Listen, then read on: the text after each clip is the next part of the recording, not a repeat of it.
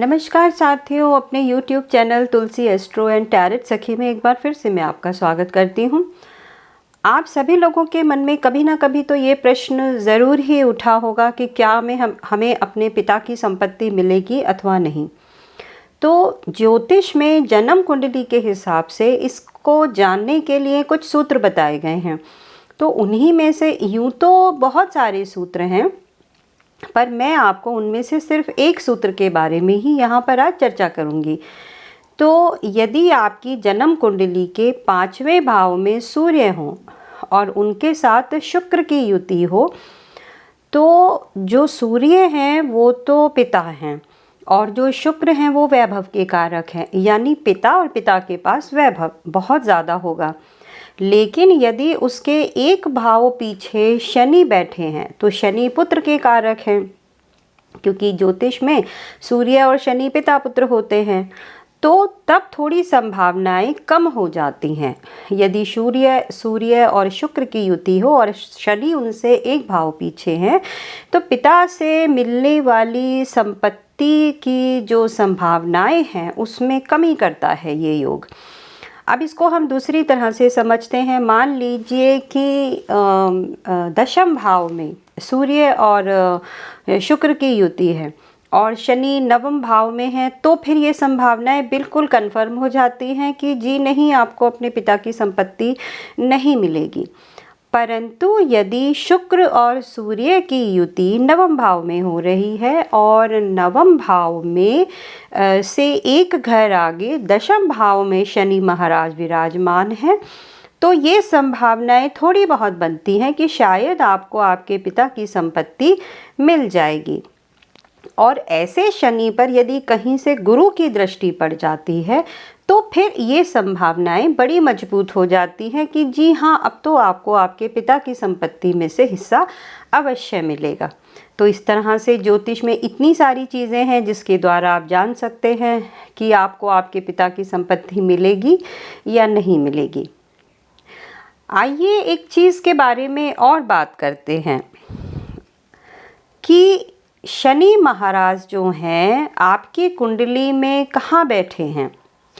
तो जहाँ भी कहीं शनि महाराज बैठे हैं और उनसे 6 घर आगे चलिए, यानी शनि से 6 भाव आगे जाने पर यदि वहाँ पर कौन सी राशि है इसको देखिए। क्या वो चर राशि है, क्या वो स्थिर राशि है या द्विस्वभाव की राशि है। तो इस जो कॉम्बिनेशन है उससे हम ये जान सकते हैं कि आपके जीवन में आने वाला रोग, ऋण और शत्रु जो है वो आपको किस मात्रा में परेशान करेगा। आप वो शत्रु हमेशा वहीं रहने वाले हैं या फिर वो आपको थोड़े समय के लिए परेशान करके वहाँ से चले जाएंगे। तो आइए इसको उदाहरण से समझते हैं। मान लीजिए शनि महाराज कहीं भी आपकी जन्म कुंडली में बैठे हैं और वहाँ से 6ठे भाव में चर राशि है। चर राशि अर्थात 1, 4, 7 और 10 ये चलने वाली राशियाँ होती हैं, चलायमान राशि हैं। इसका मतलब यदि जीवन में कभी भी आपके ऊपर रोग, ऋण और शत्रु आ रहे हैं तो आएंगे तो ज़रूर और परेशान भी करेंगे आपको, परंतु वह कुछ समय के बाद वहाँ से चले जाएंगे, यानी वो आपको आपकी परेशानियों से मुक्त कर देंगे। अब इसके बाद देखिए, यदि वहाँ पर स्थिर राशि है, स्थिर राशि अर्थात 2, 6 और फिर देखिए यदि शनि से 6ठे भाव में स्थिर राशि बैठी हो, स्थिर राशि अर्थात 2, 5, 8 और 11, यदि ये राशियां बैठी हैं, इसका मतलब यदि आपके जीवन में कभी भी रोग, ऋण और शत्रु आपको परेशान करेंगे तो भाई साहब वो आ गए हैं, पर वो आसानी से नहीं जाएंगे, कुछ ना कुछ आपको कष्ट देते ही रहेंगे। इसके लिए आपको कुछ अलग से ही करना पड़ेगा। अब एक तीसरे नंबर की राशि होती है द्विस्वभाव। यदि शनि से 6ठे भाव में द्विस्वभाव राशि बैठी हो, यानी वो चर भी हैं और अचर भी हैं, वो कौन सी होती हैं? 3, 6, 9 और 12। यदि ये राशियां बैठी हैं तो ये तो आपको पता ही नहीं चलेगा। रोग आया है, आप कह रहे हो मुझे परेशानी है, डॉक्टर कह देगा आप तो बिल्कुल ठीक हैं। ऋण आया है, पता ही नहीं चल रहा है आया है तो कब जाएगा, और शत्रु हैं तो पता ही नहीं चलेगा कि क्या वो शत्रु है या मित्र है। तो ये द्विस्वभाव राशि है, मतलब हमेशा संशय की स्थिति वहाँ पर बनी रहेगी। तो ये हुआ शनि से छठे भाव में स्थित राशियों का प्रभाव।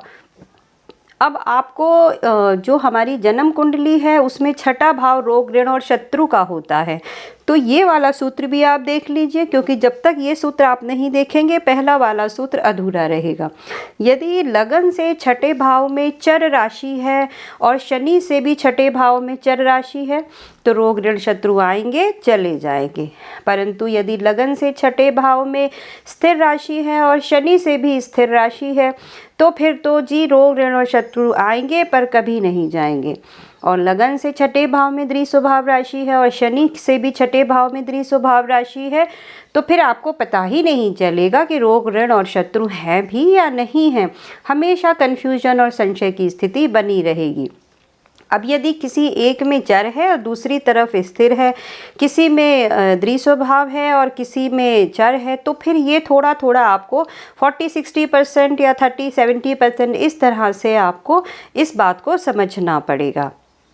तो ये रहा शनि से छठे भाव में चर, स्थिर और द्विस्वभाव राशियां होने का प्रभाव, और लगन से छठे भाव में द्विस्वभाव, स्थिर राशि और चर राशि होने का प्रभाव। आशा करती हूँ ये सूत्र आपको समझ भी आया होगा और आपने इसका आनंद भी लिया होगा। यदि आपको मेरी ये वीडियो अच्छी लगी हो तो मेरी वीडियो को लाइक कीजिएगा, चैनल को सब्सक्राइब कीजिए। ज्योतिष संबंधित कोई भी जानकारी के लिए दिए हुए नंबर पर कॉल या व्हाट्सएप कर सकते हैं। इसी के साथ अपनी वीडियो यहाँ पर समाप्त करती हूँ। आपका दिन शुभ रहे। नमस्कार।